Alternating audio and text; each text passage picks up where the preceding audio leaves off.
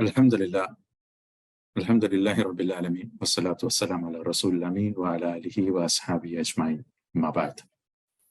Rabbi shrah li sadri wa yassir li amri wa hlul 'uqdatan min lisani yafqahu qawli. Assalamu alaikum wa rahmatullah. Very good evening to all of you. We'll just start off.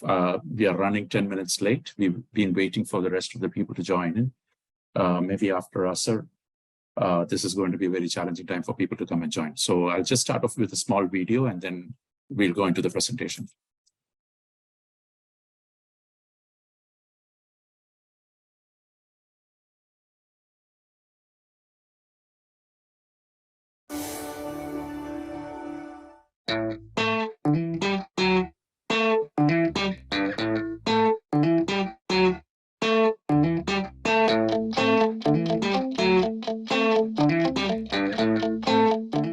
Leadership is more to do with knowing oneself better than a third-person perspective.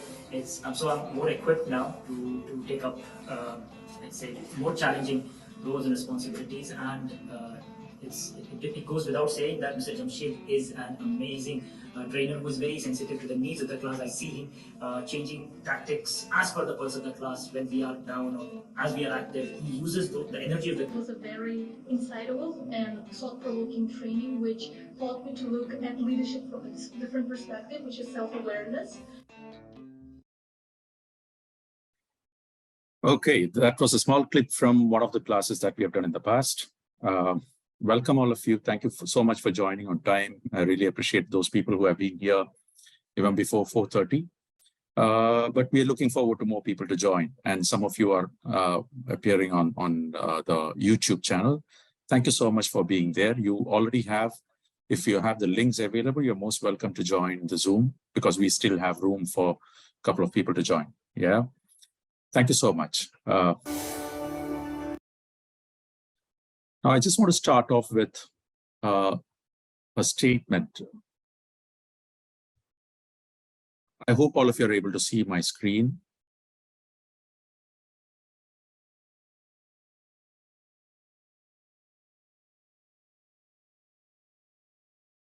It is not the critic who counts. Now, I just want to start off with this. This is a statement said by Theodore Roosevelt.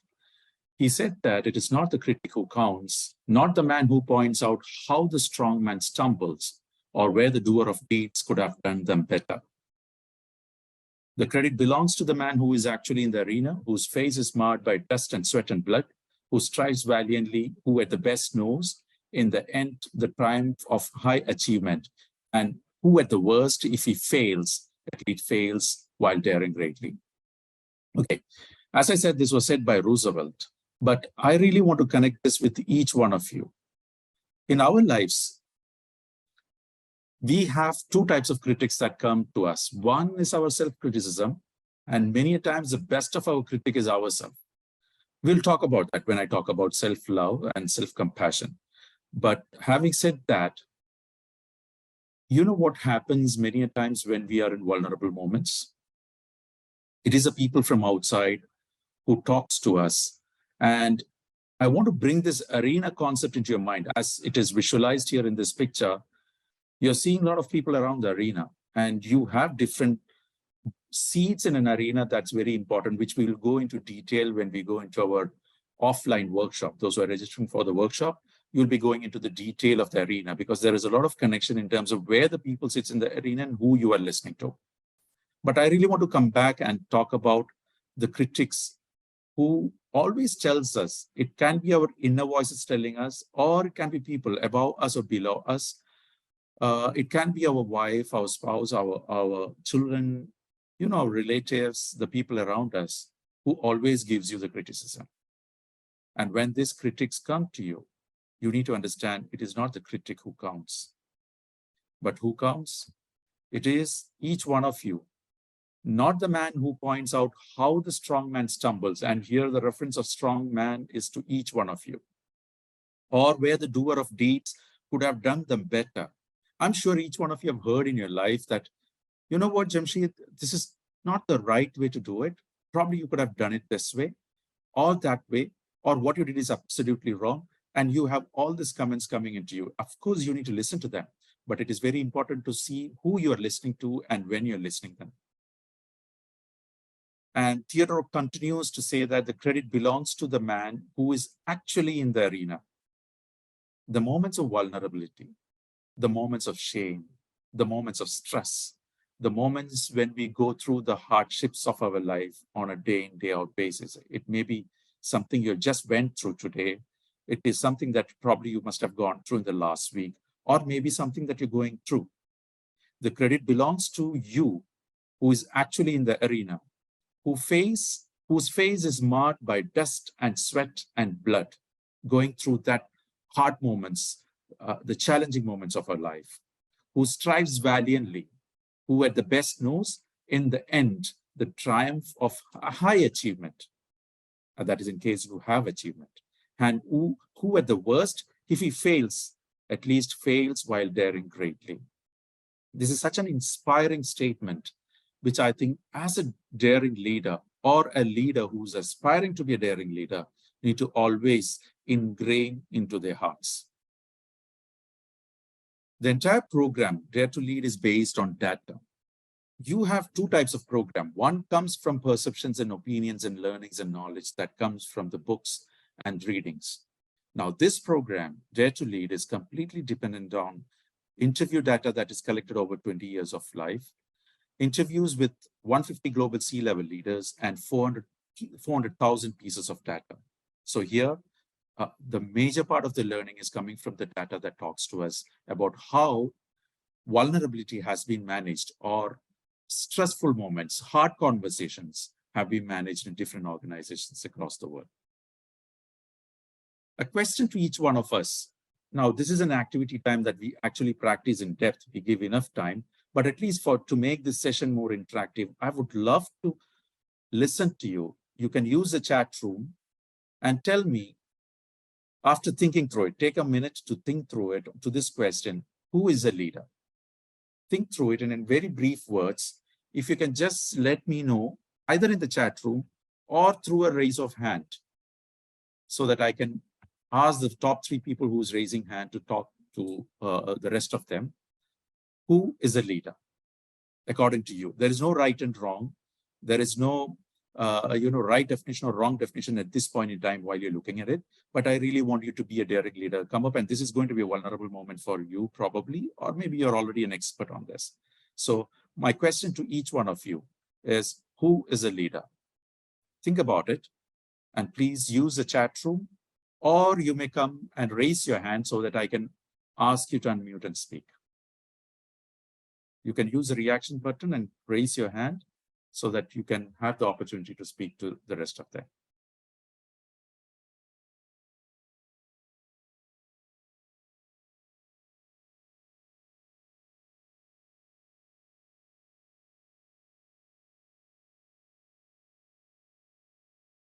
Okay, we have very interesting definitions or statements that is coming from you in the chat room.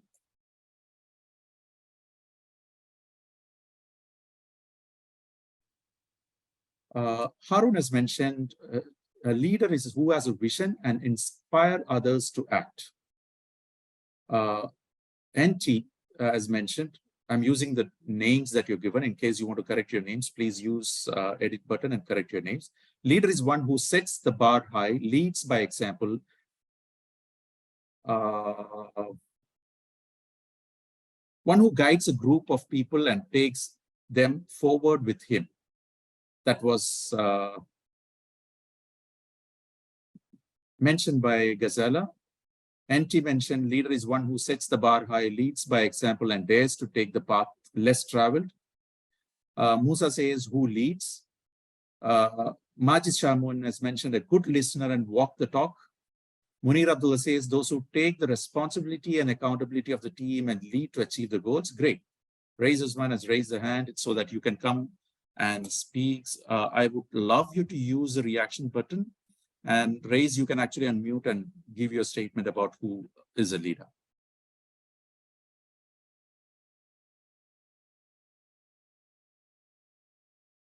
You can unmute now. Yeah. Hello, Jamshid. Thank you. Hello, everybody.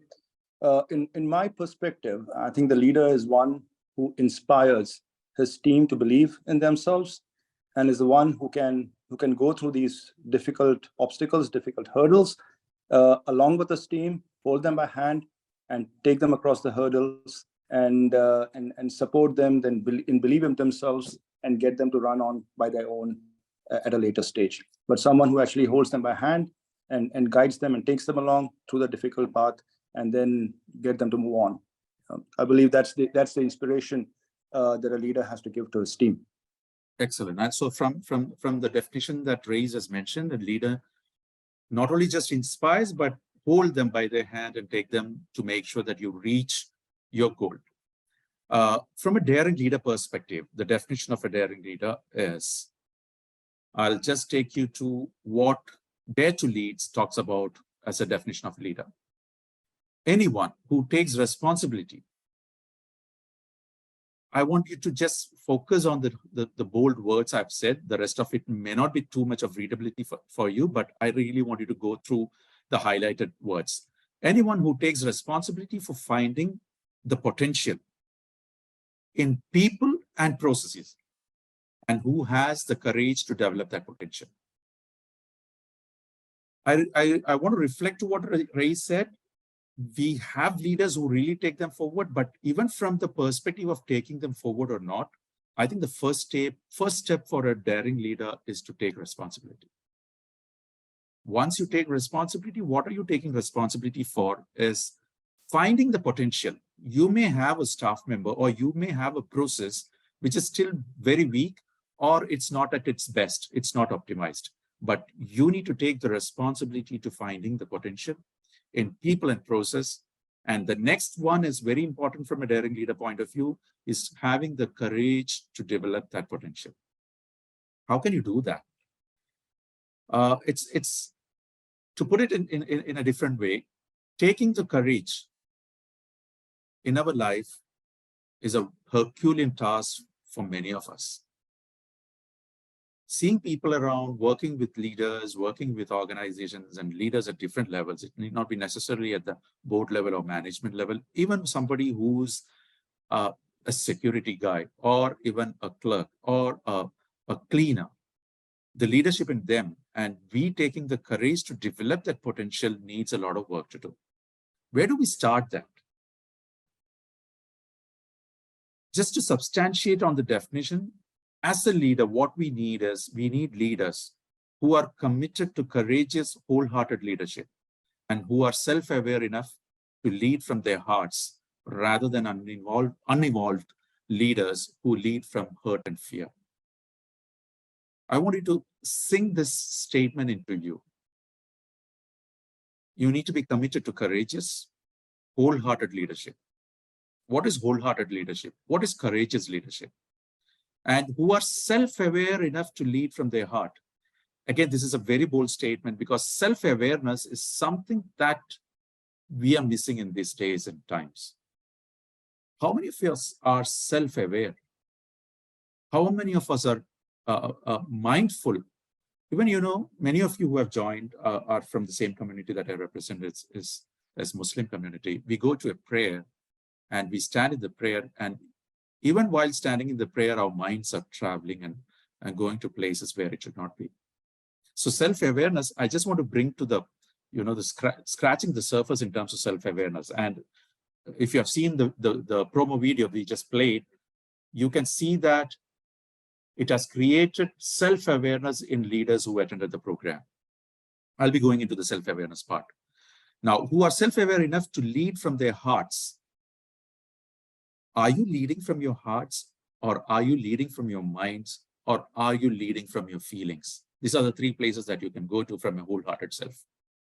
Are you leading from your heart, from your minds, or from your feelings? When I say feelings, are you leading from your emotions?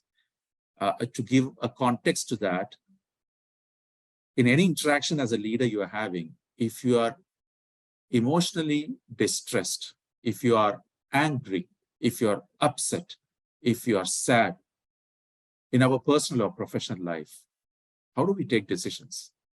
How do we take informed, non-reactive, responsive, courageous decisions? So I just want to make sure that you're understanding this word. and that you are not rather an unevolved leader who usually lead from hurt and fear. When I say hurt and fear, those are the drivers that we have throughout our life. You don't become a leader in workplace. You don't become an inspiring person in your workplace. If you are an inspiring person, you are an inspiring person in your personal and professional life. You don't draw lines.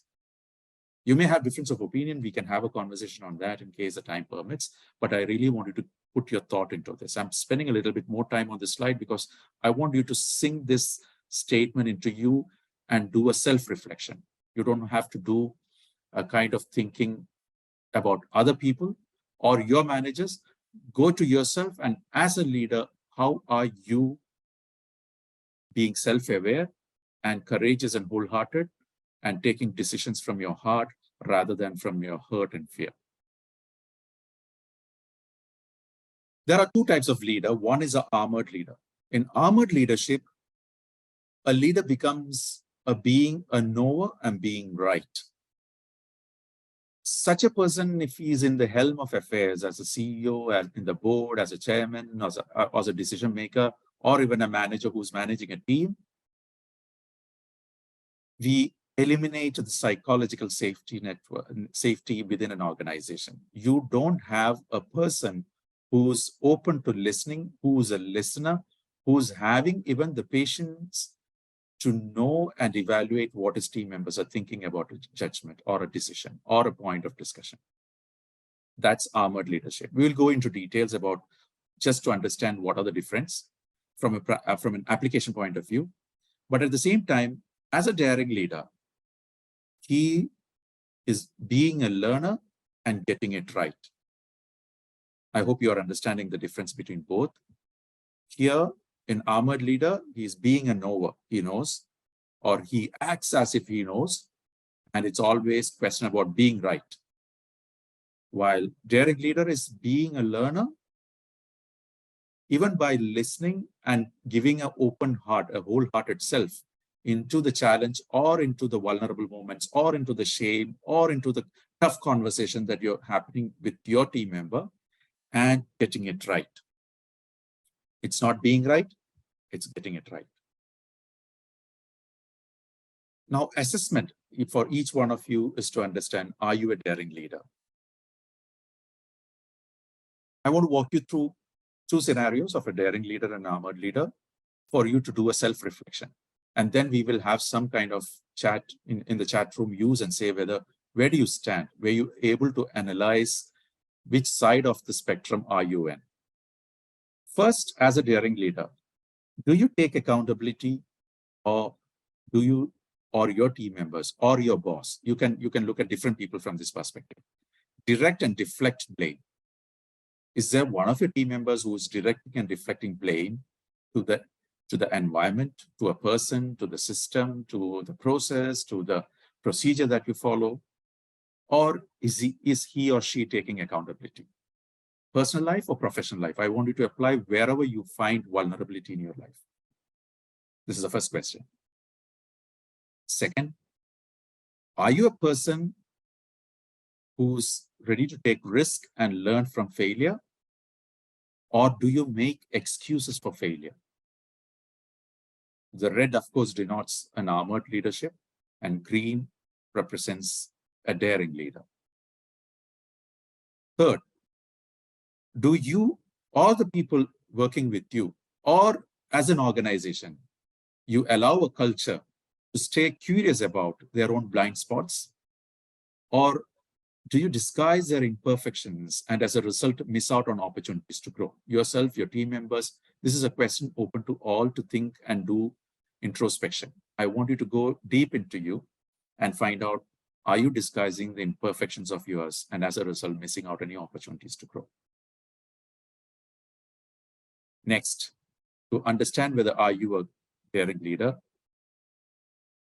do you clarify expectations and boundaries for themselves and others? And we practice this inside a classroom using a system called, a skill set called permission slips. In case time allows, I'll be going into details of that. Or do you practice secrecy, silence, and judgment? This can be practiced in different ways. Just for example, you know how the system works, but it's not known to everyone. Maybe you don't have standard operating procedures. You don't have an SOP. You don't have processes written down and made available to your team members. You don't have guidelines, code of conduct, whatever the policy is made aware to the rest of the team members. It can be a small organization. It can be big. It can be in your household with your wife or with your children. Do you practice secrecy, silence, and judgment? Do you judge people? Do you judge? As soon as I see this person walking into this room, the meeting room, here comes the trouble.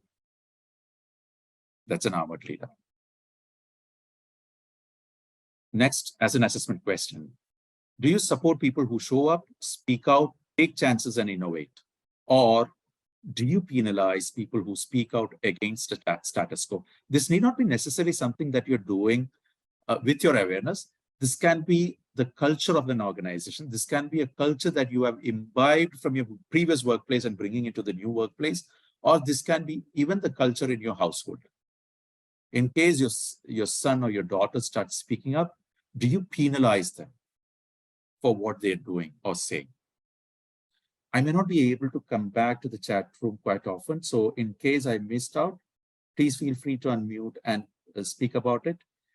In case that makes sense during the session. And you can use raising of your hand in case you want to make yourself known. But I'll come back, and anytime you have a question, we can go back to the slides and have a discussion. Now, as a leader, do you show up and lean into difficult conversation with an open heart and mind? This is a very critical skill as a leader you need to develop. And many a times, because of the reasons that was mentioned in the previous slide in terms of practicing secrecy, silence, and judgment, we are not able to show up and lean into difficult conversations. We don't get engaged in difficult conversation. By practice, even by education or by the nurturing process that we go through, even as a child, we don't lean into difficult conversations.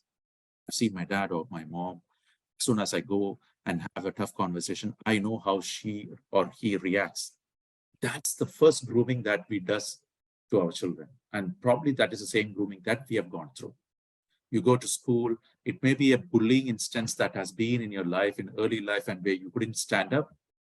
And that you take, ingrain that experience into you, and then you take that into your workplace. I've seen many examples, many people that I work with, where they had, if you really go deeper into it, it's just one bullying experience or a repeated bullying experience, which has turned into a trauma, which they take into the workplace. And then there also they use some of the numbing techniques. I'll be talking about how we usually numb or we get across in shame moments. If you show up and lean into difficult conversation with an open heart and mind, you are a daring leader. If you shy away from or self-protect during difficult conversation, how do you shy away or self-protect? What's your go-to kind of shield that you use? We'll discuss about that. Then if you're doing that, you are an armored leader or an armored person. When I call leader, I'm actually calling all the members who are attending this session, either on Zoom or on YouTube. You are a leader, irrespective of which position you are in. As a person, you are a leader. So do you shy away from or self-protect during difficult conversations? Do you prioritize asking the right questions and getting it right? Or do you prioritize having all the answers and being right? Many of the times, we try to engineer through vulnerability. How do we do that? We become the perfect person and a person of full knowledge. There is no person of full knowledge. Every time you have a knowledge, you understand how humble you are, because there is still more to learn. And if you have two people having a conversation, you can never be always right, because the other person also have a perspective which you, as a daring leader, will lend yourself a very listening ear to understand what is his perspective. So if you are an armored leader, you prioritize having all the answers and being right. If you're a daring leader, prioritize asking the right questions and getting it right. You talk to people. If you're a daring leader, you talk to people and spend more time listening. If you are an armored person, armored leader, you talk about people and spend more time interrupting. Do a self-reflection in terms of where do we stand? Are we a listening person?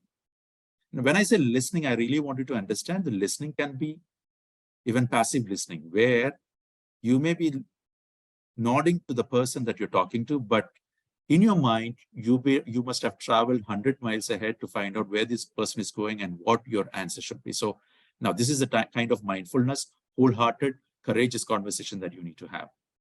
So if you're a daring leader, you talk to people and spend more time listening. If you are an armored leader, you talk about people and spend more time interrupting. If you're a daring leader, you attend to their own fears, feelings, and history. That's the level of awareness we usually try to create in the classroom.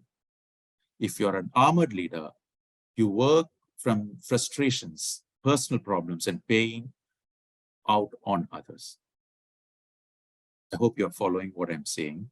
And I'm sure in case you have questions, you will have time to answer, as well as please use the chat room. As a daring leader, you clarify and practice the values. It can be different things. And we will be talking about values because values is a very important lesson for us to learn. Integrity, teamwork, fairness, inclusion, and many of the other values. You may be having values. I'll talk about values in workplace, again, if the time permits. If you're an armored leader, you profess their values without backing them up through action. So you need to rise up with your values. So rising with values is a complete session that we do to practice the values and how to align values within an organization. Some of you, we already had chats about how to understand our values and the values of organizations. We have two sections that we go through. One is the heart of a daring leadership, understanding the heart of a daring leadership. And second is 4 skill sets of courage. Many times people believe that courage is something that you're born with. You are either courageous or you're not courageous. You are brave or you're not brave. While it's already seen that courage is something that can be learned. You can become a courageous person. You can become a daring leader at your personal life or in your workplace. And how to do that? It's simple skill sets that you can gain if you can use that and achieve the results that you want to achieve without struggling through vulnerability. Without vulnerability stopping you from taking action, then that is possible. So we have 2 sections that we deal with. One is the heart of daring leadership, and the second is the 4 skill sets of courage. Under heart of daring leadership, point number 1, you cannot get to courage without rumbling with vulnerability. You need to understand there is no easy way out. There is no way of becoming courageous without going through vulnerability. You cannot go around vulnerability. You cannot hide from vulnerability. You cannot jump over the vulnerable moment or the hard conversations that you have right in front of you. Again, I really want to stress the fact, whether in your personal life or in your professional life, you need to embrace the suck. Many times you are not ready to do that. So we try to numb it, or we try to silence it, or we try to fight it out, or we try to please it out. No, we need to rumble through the vulnerability. This is point number 1. Number 2, before I go into number 2, I wanted to just have a thought in terms of what is vulnerability? According to you, each one of you, what is vulnerability? Think about it. And when I say vulnerability, I really want you to understand any shame moments that you're going through can be a vulnerability. So according to you, what is vulnerability? Either you can use the chat room, or please raise your hand so that we can have you speaking to the rest of them and sharing your thought about what vulnerability is. In the program, we will be actually spending time to understand this.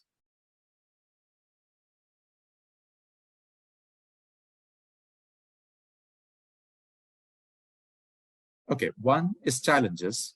And if Shid has mentioned, it is vulnerability can be challenges. Ray said fear of failure, being challenged, non-acceptance. Anti to everyone, you have said authentic and honest. Now, yes, that's a vulnerability, but how many of us are authentic and honest is something that we will be discussing. Fear of failure, Sunit, yes, you are absolutely right. Our vulnerable moments can be fear of failure. Uncomfortable. Aisha mentioned that it's an uncomfortable situation. Absolutely. We don't want to we don't want to go into that eye of the storm of vulnerability. Ghazala mentioned exposing oneself to one's weakness. Excellent. I think I'm extremely happy you use the word weakness, because many believe that vulnerability is weakness. And it's a complete myth.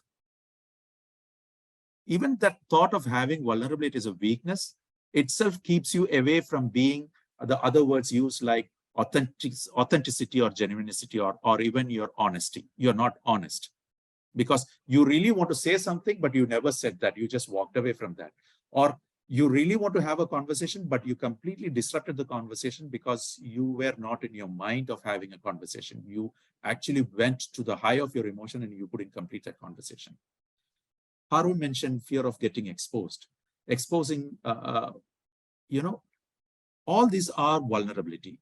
Now, in terms of a daring leader, the definition of a vulnerability is, definition of vulnerability is the emotion that we experience during times of uncertainty, risk, and emotional exposure.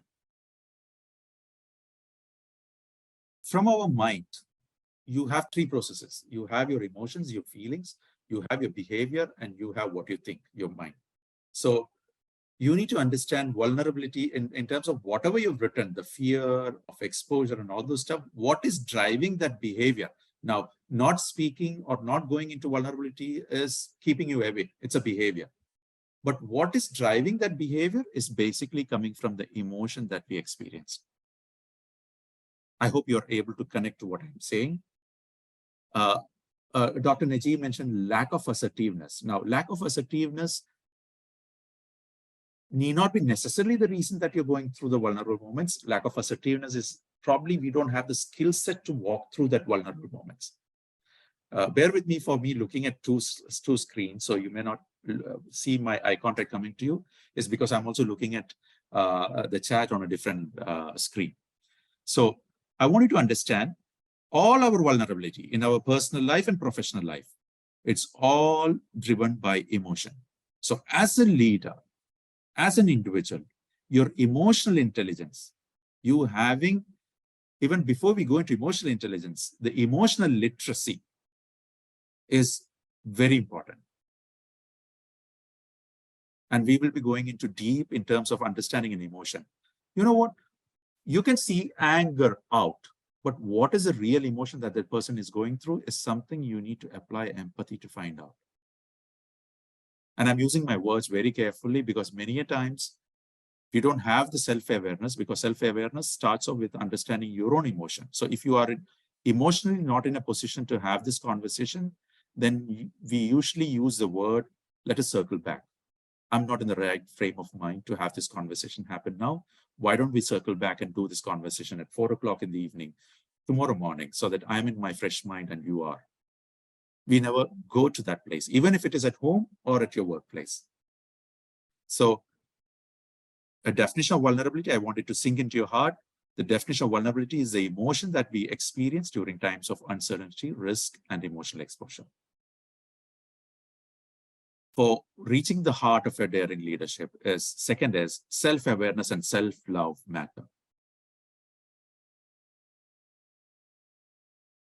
Self-awareness and self-love is again something that each one of us as a daring leader need to spend our time on. As humanity, as a common humanity, who are the best critic of us? Use the chat room and write, who is the best critic of you? Who gives you the best criticism of you? Use the chat room, please. Okay, great. I like that, Harun. Fortunately, you're blessed to have wife as your best critic. But Dr. Najee mentioned myself, Munir has mentioned self, Machitu Shachiwan has mentioned self and spouse, ourself, and absolutely you're right. Many a times in the arena, the person who speaks to and tell you that you can't do it, what you're doing is absolutely wrong. What you're doing is foolishness. You are stupid. You are bad. You are miserable, is our self-criticism. We don't show self-compassion. As a daring leader, we need to get the skills of self-awareness and self-love. We need to be self-compassionate. Two seeds that's very important in every vulnerable moments is self-compassion and empathy. And through the program, we do that. Why? Because who we are is how we lead.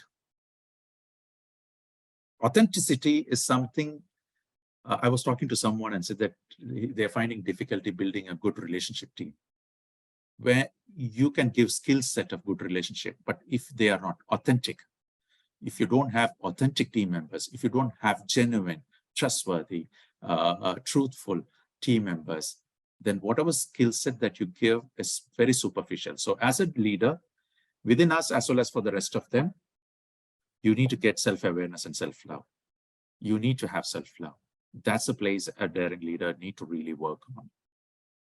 Because you lead, how you lead is depending upon who you are. So who we are is how we lead. Get that into you. Now, wholehearted self has 3 components. This is a stool that you sit on. As a daring leader, you need to understand your self-awareness. For every self-awareness, every mindful moment, every calmness that you want to create, and for you to do an analysis on, there'll be always 3 areas that we go into. One is thinking, which is your cognition. What are you thinking? Feeling. How is it affecting me? And that's again a very important point to understand. What is the process of us armoring up? As a leader, how do we get armored? How is a person right in front of me getting armored up? So first is the cognition, second is the affect, and third is the behavior. Behavior is probably something, a cue to yourself and to rest of them. But as a daring leader, the rest of it, thinking and your feeling, your emotion, how it's, in case if you're able to create the awareness of understanding your feeling, in every conversation, you can manage your behavior. So your emotions, what you're thinking makes a lot of impact on your behavior. And you can actually see that. How many of you get turns red when you're angry? Just in your chat room, just show that in case you're angry, your redness is seen outside. Or you have a kind of behavior. It can be any behavior. Can you just try to reflect on yourself and see that you have a behavior which is seen outside by the rest of the people? Azira, probably you can have your reflection with your husband and he will tell you that once you get angry, this is what happens. It can be going mute. It can be complete silence. It can be walking away. It can be red face. It can be you feeling sweaty hand. Some feel a pain behind your neck. Of course, it shows. But how does it show in you? Majidu can mention, how does it show in you? Unusual smile, is it about yourself or the rest of very much visible, Dr. Najib? I just want you to have the awareness about your feeling, your behavior, and your thinking. So when you, and this is an exercise that we spend a lot of time in terms of creating a self-awareness.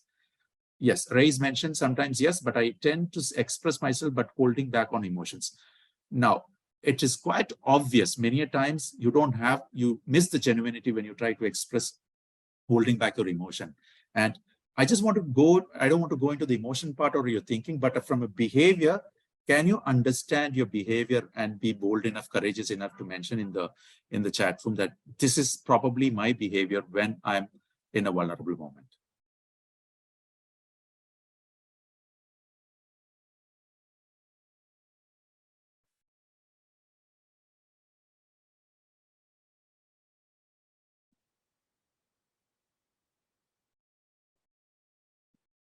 Yes, Raise is using the opportunity, and the rest of you, you also have the opportunity to speak in case you want to speak. It's something that you want to come on board and have this conversation. Please, Raise, you can unmute and go ahead.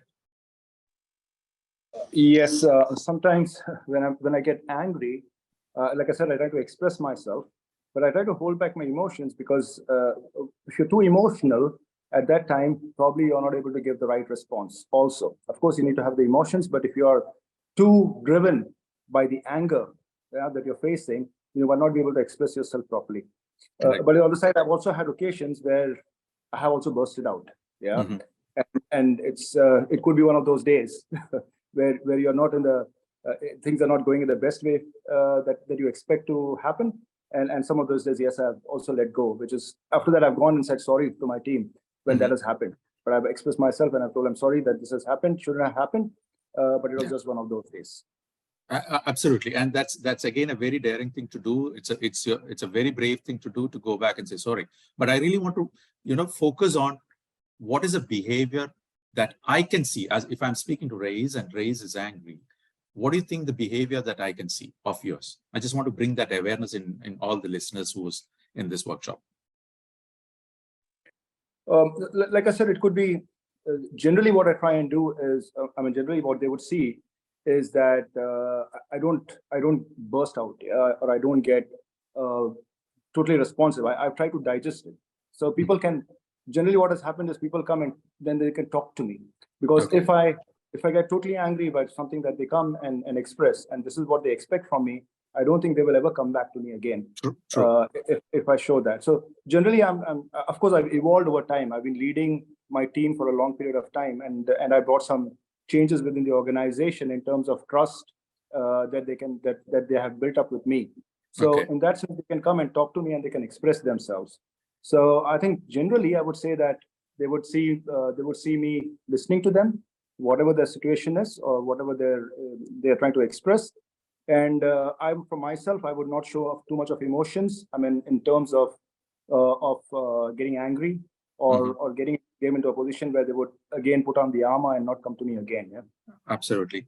And that's a very good closing statement that you mentioned, Reyes, because now you're talking about the armor that they are wearing, but at the same time, I just want you to have this reflection. Even in that moment of emotion while having that conversation, we are in a state of armored, not being our wholehearted self, because my wholehearted self is actually, I'm really upset and I have a lot of things that is running in me, but I manage it.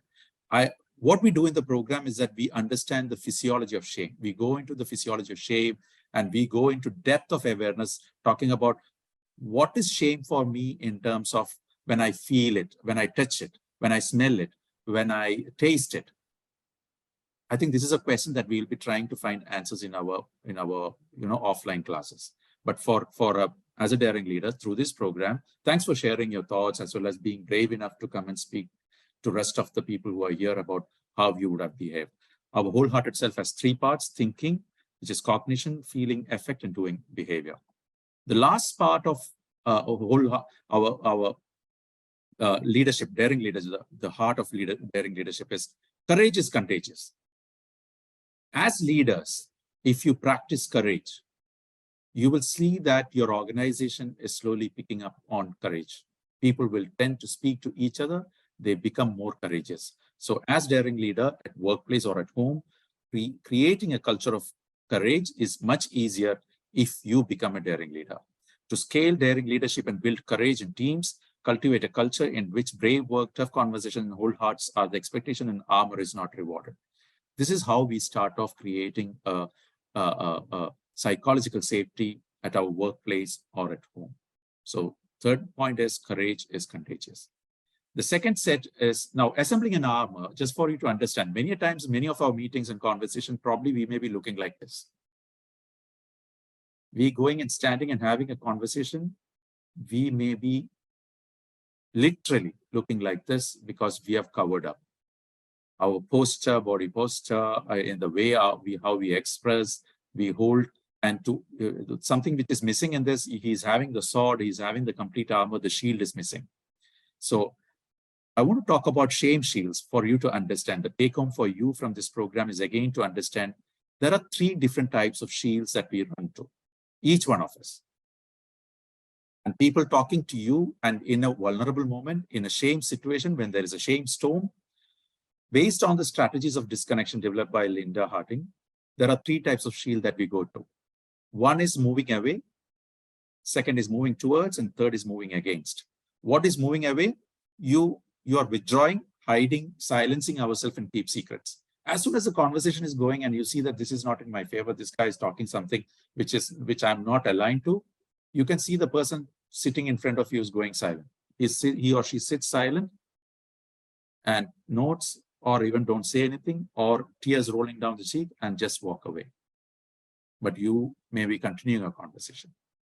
Now, moving towards is a person who pleases you, seeking to appease and please. You know, right? I'm a person who immediately jumps, but I will always come back and you try to please the other person.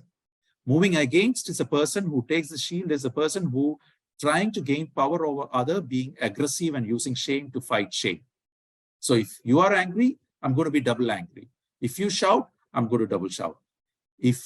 And this is how generally we use 3 shame shields. Just think about yourself, do a self-reflection. Do you have a go-to shield?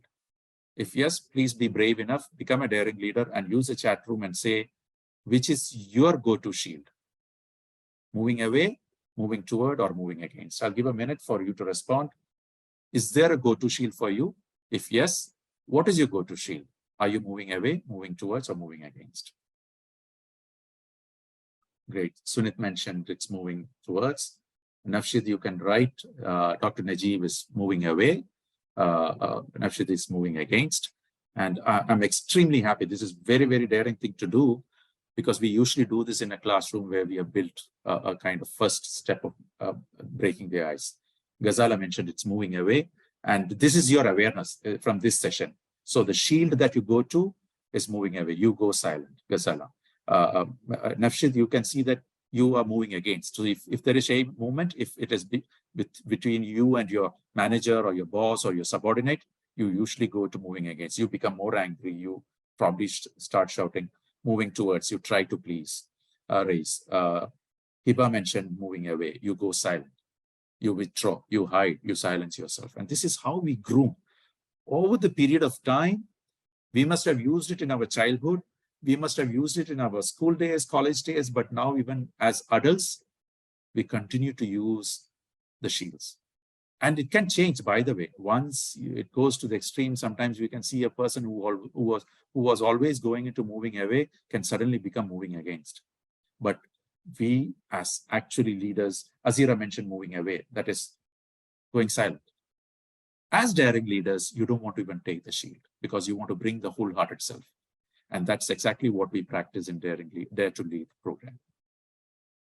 Now, I mentioned there is courage. There are 4 skill sets of courage. And the 4 skill sets, number 1 is rumbling with vulnerability. You need to learn how to rumble with your vulnerability. If you have the skill set of doing it the right way, saying something the right way, saying something so that you can walk through the eye of the storm, of the shame moment, or the challenging moment of the tough conversation, then that's the first thing that we learn in this program. Second is living into our values. I want you to understand, forget your business card. If you have a notebook or something right in front of you, what is the values that you represent? Can you just list the values that you represent? I'll not take too much of time, just a couple of you. If you can list the values that, if I say, let's say, for example, Prophet Muhammad, his value system was Al-Amin, that was known to the world. But as Jamshid, what is my value? I just want you to write your value and maybe write the top one. You may have a couple of things coming, but what is on as a value, as a person, what is the topmost value that you hold on to yourself or represents you?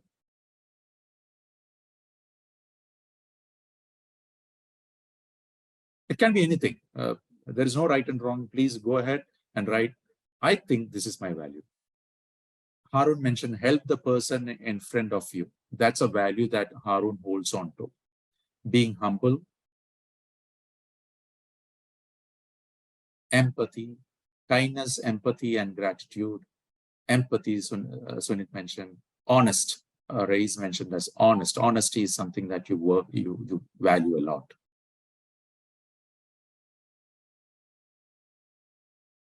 Okay, I'll wait for a couple more to give your feedback.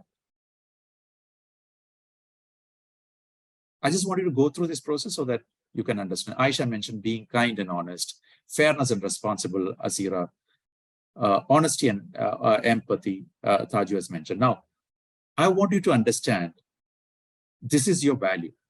So if you are in a situation or if you are in an organization, this is your top one, you may have many more to come. But if the organization or the person right in front of you or whoever you are having this conversation with, as soon as they step into the line of compromising your value, you can see that you can emotionally get away. So if for Ray's, honesty is something that is the top value, and you're having a conversation with someone for whom The value system can be completely different. The value system for that person can be, let's say, fun. That person, if you speak to them, he is having fun. But in the moment of tough conversation or vulnerable moment, he completely compromised honesty. While he is a good person, he's working, our conversation breaks. So living into our values is an exercise that we really need to understand. Now, for that, I ask the question, what are your values? Now, can you also reflect, those have already reflected, what is the value of your organization? From your organization perspective, what do you think the organization's values are? Couple of you. I don't want to take too much of time, but I really want to get at least 2-3 of you responding and saying, what do you think your organization's values are? What do you think? It's not necessarily what is written by your organization. Your organization must have written a lot of things. Nadir has mentioned Ihsan is the value of the organization that you work for. Reputation of delivering, 100% commitment. Okay. If any, another 2 more, if I can have, so that I can reflect on how it's getting aligned, creating efficiency. Majitu has mentioned creating efficiency. So now you understood your values. Ray's mentioned reliability. You understand your values, you understand organization's values. Now, anyone who does not live into these values, we have a challenge of misalignment in terms of values. Now, let me give you a very good example. For somebody, the value is family, or let's say fun. He or she is put into an environment, either at workplace or at home, where the value of fun is compromised. So in the working environment, there is a monotonous job. She or he is doing a very monotonous job. There is no fun in what they're doing, and they don't have an atmosphere of fun. Do you think that person can hold on to the organization for long, or he or she will surely look for something better to move on?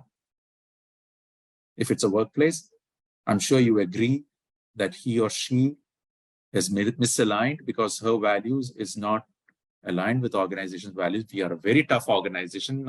Let's say I'm taking Sunit's organization, 100% commitment, but I'm not giving my team member to experience the value she or he strongly believe in, which is fun. There is a high chance that he or she can walk away from the organization. So during the program and from this session, I want you to take and understand the alignment of values, because living into our values is very important. For that, we need to understand what our values are, the values of our team members, and what is the value of the organization. Number 3 is braving trust. Honesty, commitment, and a lot of things. We have trust coming into the play. Trust is not built in mega events of our life. You don't have to buy the favorite dress for your spouse, or the favorite kind of, PS2 or the gaming app or whatever it is for your children, toys for your children, to create trust. Trust happens in the sliding door moments of our life. It takes place in small units, and it's built. There are actually trust pots or jars that we walk around with. When we behave in a way which does not build trust, somebody is pulling the marbles out of the jar. And when we behave in a nice way to someone, they are actually depositing marbles in our jar. And this is how trust is built. During the program, we learn the acronym BRAVING, which stands for trust. There are 7 elements, which are boundaries, reliability, accountability, vault, integrity, non-judgment, and generosity. We'll practice how to do the 7 elements. Many a times boundaries are not there. I'll give you an example. I'm having a very tough conversation with one of my team member or a person. He or she tells me that, please don't tell this to anyone. Many times in an organization, this can happen. And we, from a point of vulnerability, we say, okay, tell me, I will not tell anyone.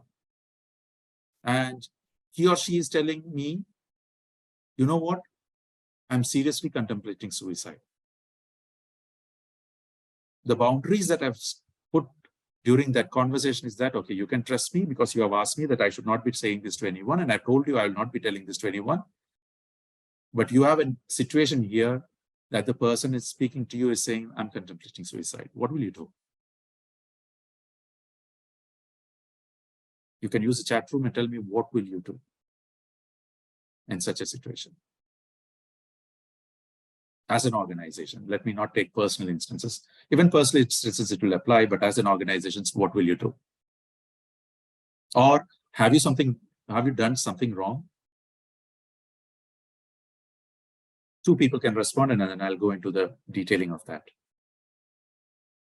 Listen, okay. One more.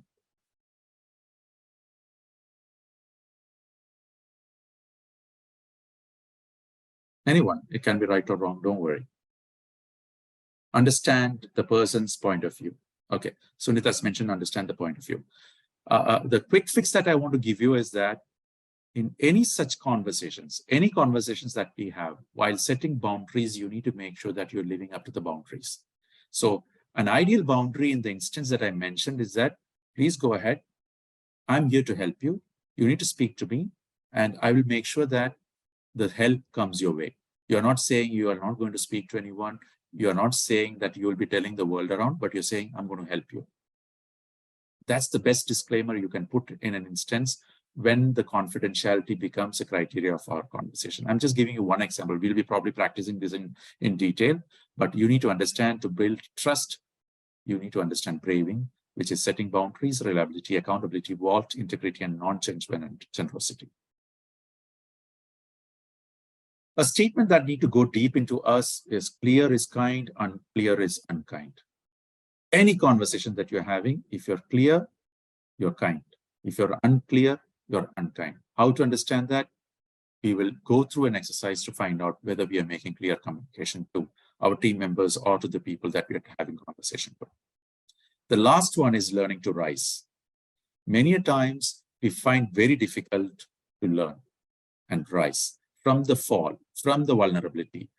Usually what happens to us is that every vulnerable moments, based on the learning and the emotion that it is tied up with, either you go into the trauma, the neuroplasticity puts us in a place where the highway is formed and creates that habit of taking a shield, which is your go-to shield.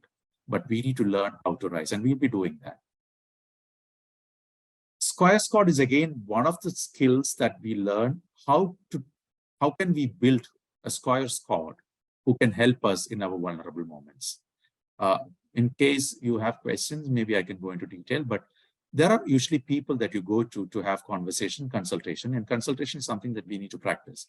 And only we can build trust through vulnerability. Unless and until we are vulnerable, the chances of creating or building trust is not there. So we need to trust to be vulnerable, and we need to be vulnerable in order to build trust. Lastly, I just want you to have a take home. One of the strategies for reckoning emotion, because emotion is something that we are going to learn throughout this program, understanding the emotion, different types of emotion. How many different types of emotions are there? Can you take a wild guess? Basic emotions. Those who know, please go ahead, answer and put how many types of emotions are there. I don't want you to Google now or go and search, but what are the common emotions that is there? How many? Two of you answer, and I'll go into the next slide. 5, Sunit, okay. 5, Ghazala mentioned 5. Any more guesses?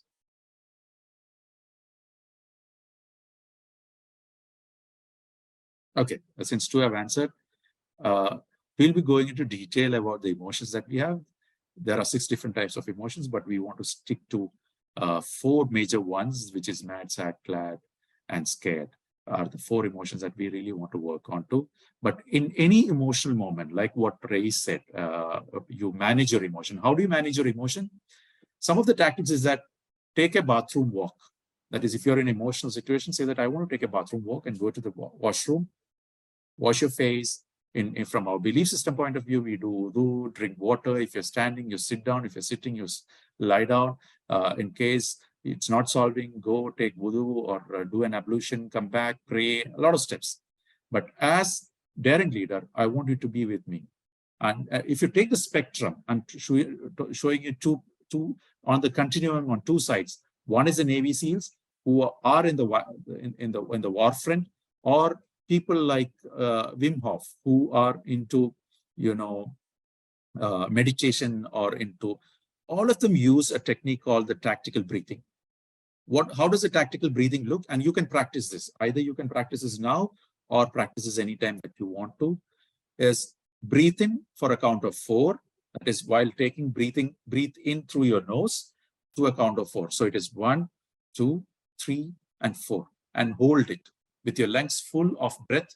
Hold it for 4 seconds. 1, 2, 3, and 4. And breathe out through your mouth on a count of 4. So it's count of 4. 1, 2, 3, and 4. And hold the empty lungs for 4 seconds, which is 1, 2, 3, and 4. This actually works. This calms you down.